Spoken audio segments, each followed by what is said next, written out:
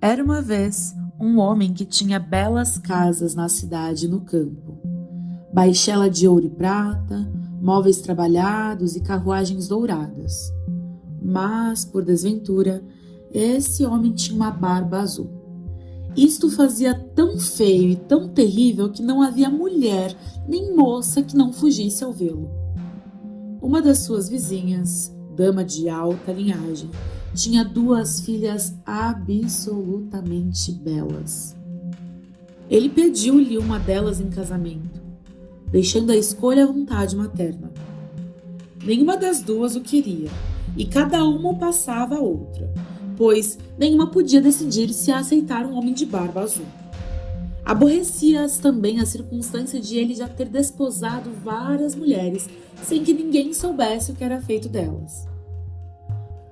Para travar relações com as moças, Barba Azul levou-as, juntamente com a mãe e as 3 ou 4 melhores amigas e algumas jovens da vizinhança, a uma de suas casas de campo, onde passaram nada menos de 8 dias. E eram só passeios, casadas, pescarias, danças e festins e merendas. Ninguém dormia. Levavam a noite a pregar partidas uns aos outros. Afinal, tudo correu às mil maravilhas.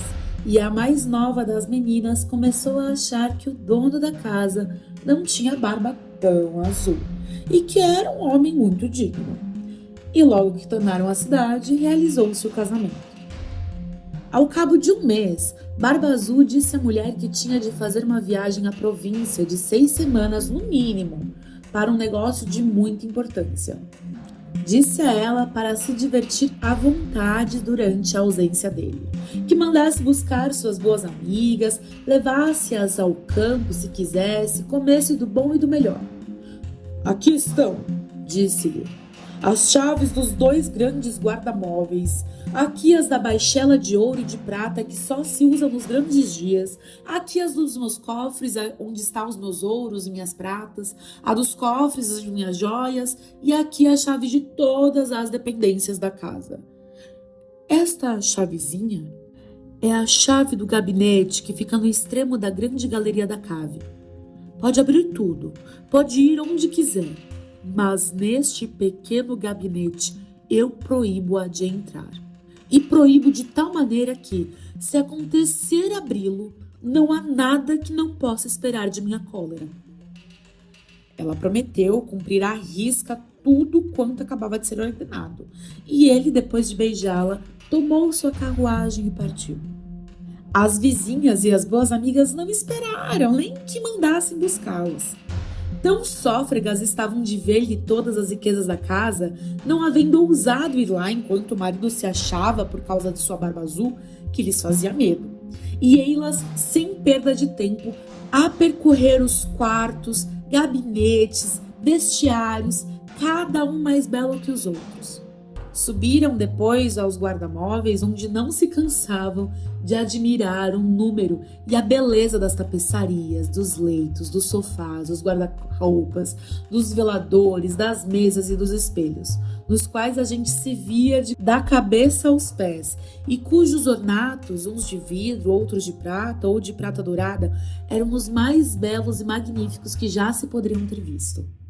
Não cessavam de exagerar e invejar a felicidade da amiga, a quem, no entanto, não alegravam todas essas riquezas. Ansiosa que estava de abrir o gabinete da cave. Sentiu-se tão premida pela curiosidade que, sem refletir que era uma indelicadeza deixar sozinha as visitas, desceu até lá por uma escadinha oculta e com tamanha precipitação que por 2 ou 3 vezes pensou em quebrar o pescoço. Chegou na porta do gabinete. Aí se deteve algum tempo, lembrando-se da proibição que o marido lhe fizera e considerando que lhe poderia acontecer uma desgraça por haver sido desobediente. Mas a tentação era tão forte que ela não pôde vencê-la. Tomou da chavezinha e abriu, trêmula, a porta do gabinete. A princípio não viu coisa alguma, porque as janelas se achavam fechadas. Momentos depois começou a notar que o soalho estava todo coberto de sangue coalhado.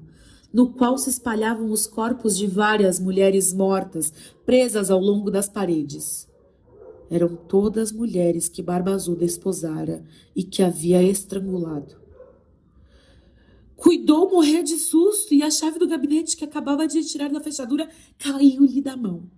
Após haver recobrado um pouco de ânimo, apanhou a chave, fechou a porta e subiu ao quarto para refazer-se. Não conseguia, porém, devido à sua grande perturbação. Tendo notado que a chave do gabinete estava manchada de sangue, limpou-a 2 ou 3 vezes, mas o sangue não desaparecia.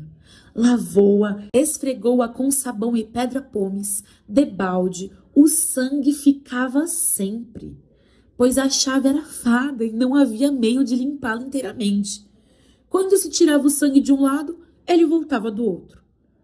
Barba Azul regressou da sua viagem logo nessa noite e disse haver recebido, no caminho, notícias de que o negócio que o levara a partir acabara de realizar-se com vantagem para ele.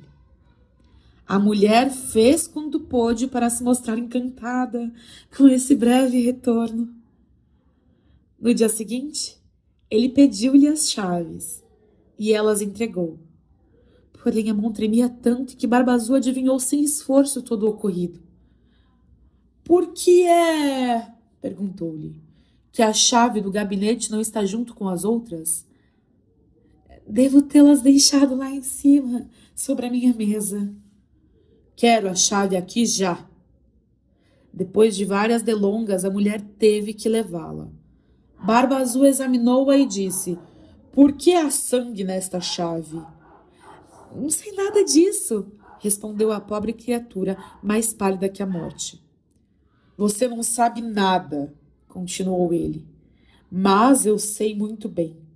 Você quis entrar no meu gabinete. Está certo, senhora. Lá entrará e irá ter o seu lugar ao lado das que lá encontrou. Ela se atirou aos pés do marido, chorando e pedindo-lhe perdão, com todos os sinais de um arrependimento sincero de não haver sido obediente. Bela e aflita como estava, seria capaz de enternecer um rochedo. Mas Barba Azul tinha o coração mais duro que um rochedo. Tem de morrer, senhora, e imediatamente. Visto que tenho que morrer, respondeu ela, fitando-o com os olhos banhados de lágrima. Dê-me um pouco de tempo para rezar a Deus. Dou-lhe meio quarto de hora, replicou Barba Azul, e nem um momento a mais.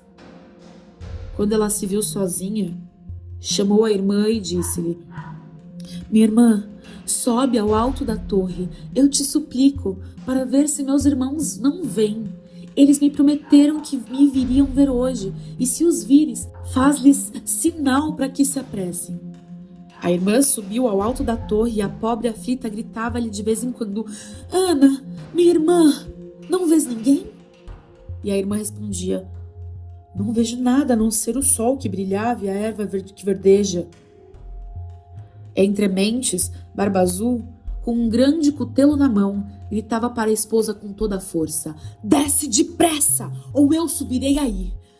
Mais um momento, por favor, respondia-lhe a mulher, e logo baixinho: Ana, minha irmã, não vês ninguém? E a irmã Ana respondia: não vejo nada a não ser o sol que brilha e a erva que verdeja. Desce depressa, bradava Barba Azul, ou eu subirei aí. Já vou, respondeu a mulher e depois: Ana, minha irmã, não vês ninguém? Só vejo uma grossa poeira que vem desta banda. São meus irmãos? Infelizmente não, minha irmã. É um rebanho de carneiros. Não queres descer? Bradava Barba Azul.